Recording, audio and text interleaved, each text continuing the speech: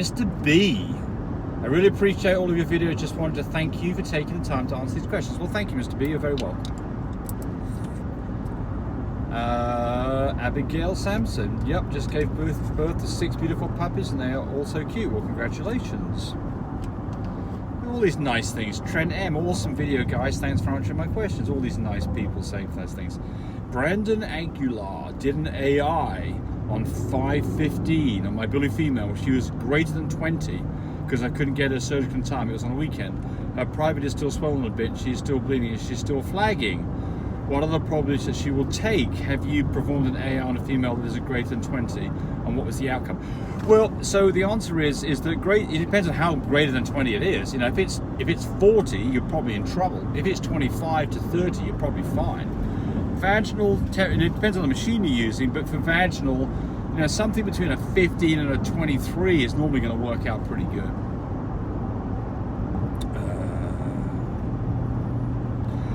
Cleveland, Ohio. I have a Doberman with first day of blood. Should I do a natural or AI? Is one of the other more chances to have pups? Well, I mean, they're both, look, so part of the thing here is the reason that you do an AI over a natural breeding is there's a number of reasons. The first one is you get rid of all of these sexually transmitted diseases. If you don't let the dogs physically have contact with each other, and you collect the semen and put it in with an AI rod, there's no physical contact. That's the safest way. Yeah, and so it's safer. The second reason to do it is that quite often dogs can't perform the process themselves, particularly French bulldogs.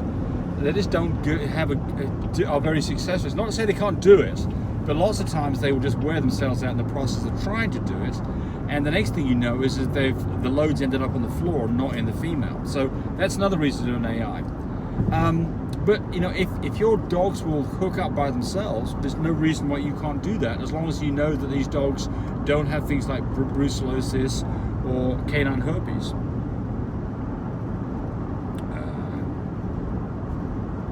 In Europe, I think I answered that one. In your opinion, what is the best progesterone testing machine and why? Accuracy, readability, price. Well, of course, we're going to tell you about the one that we sell, which is the Onefo Fine Care product. It's $27.95. It's not inexpensive. It's not the least expensive out there. It's not the most expensive, but I've had very good luck with it. We are, I think, now the largest reseller of that product in the southern part of the United States. Stand behind the product, help a lot of people with interpreting results.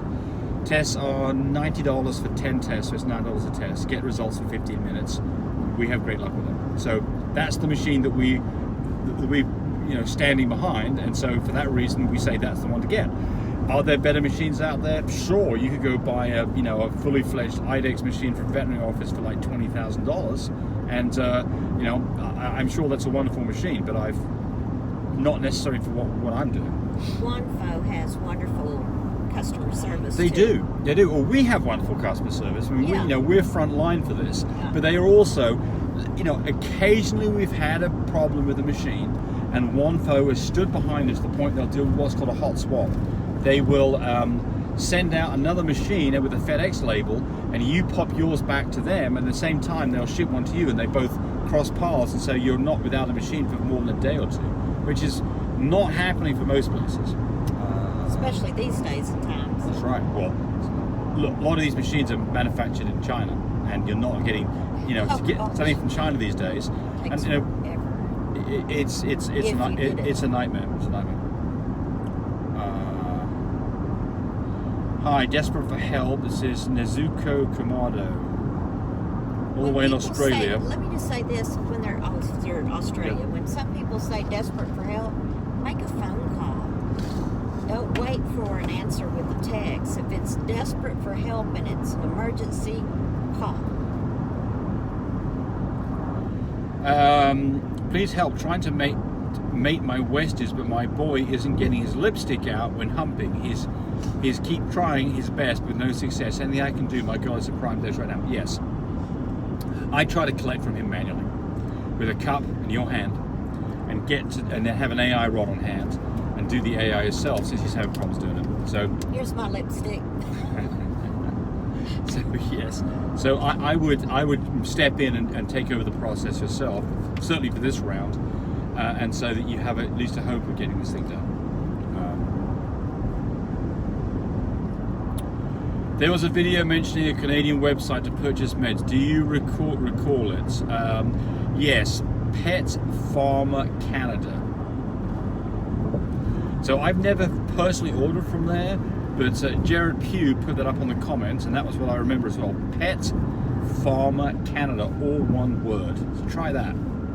I can't attest to whether it's any good or not, but other people on this channel say it is good, so there you go.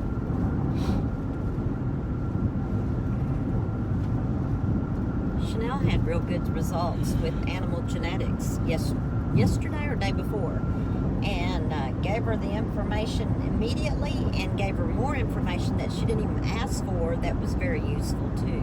So Yes. Animal genetics, hats off to you again. Yes. You're great people.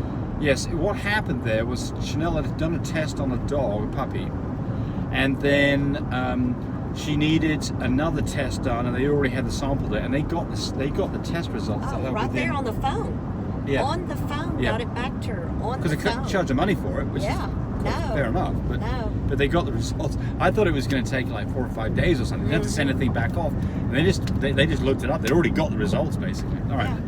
Yeah. There's an interesting one. Everything breeder. What says Chanel ran into this one, so I'll give you the story about Chanel after we've read this.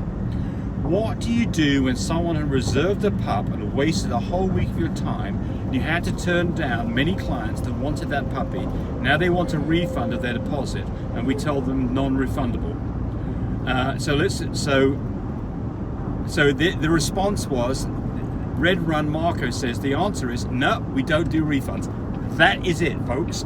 Here's the problem. Chanel ran into this for a woman out of the UK. I'm not going to give her a name, but she'd put down a deposit on a dog. A very cheap deposit. Chanel's learned her lesson on that one for sure. An expensive dog. An expensive dog with a small deposit. Yeah. And then after mucking around forever and ever and ever. Oh, the puppy was like 3 days old. And then all of a sudden when it was 9.5, almost 10 weeks old, she decided she's not doing it.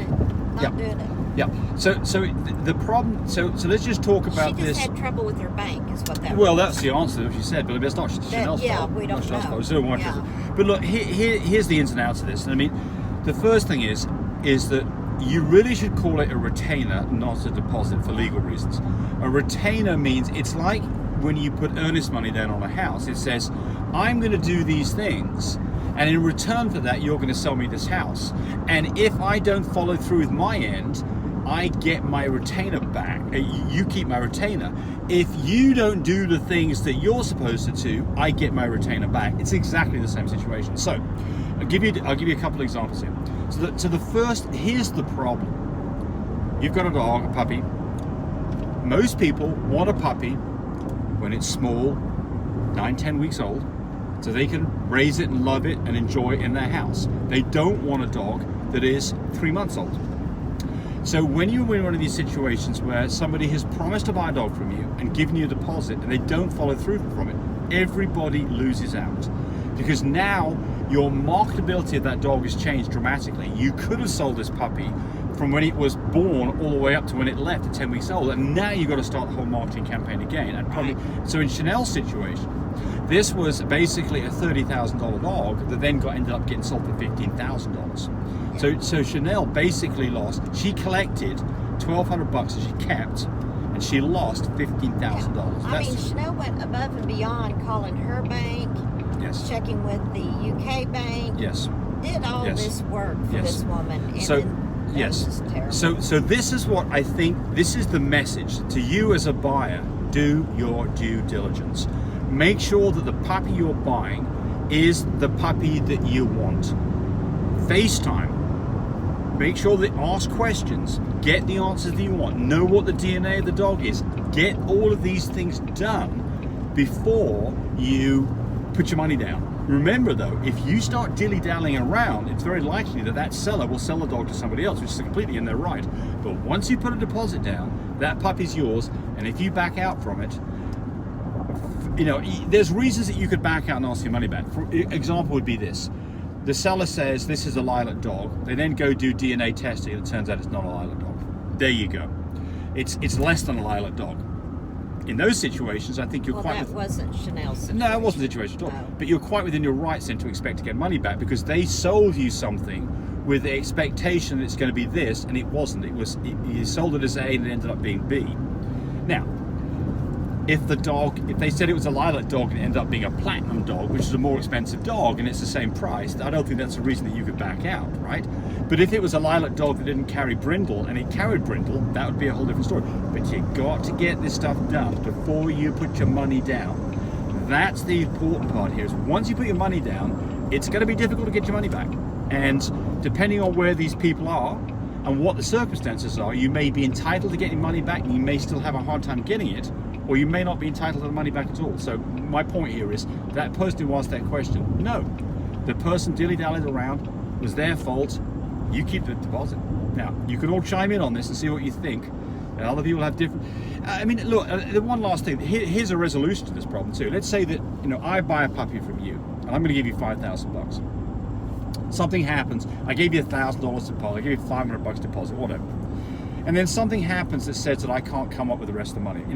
There's a death in the family, whatever. Something happens, whatever the reason is, I can't pay you or I'm not going to pay you. In that situation, what we would do is we'd say, okay, we're going to keep you $500. We're now going to remarket this puppy. If I sell the puppy for the same amount that you're going to pay for him, I'll give you your $500 back. But if I'm short, because of the fact that now I've got to remarket this dog as an older dog, I'm not going to give you the money back. That's it. What do you think, Tammy? Yep. Fair enough?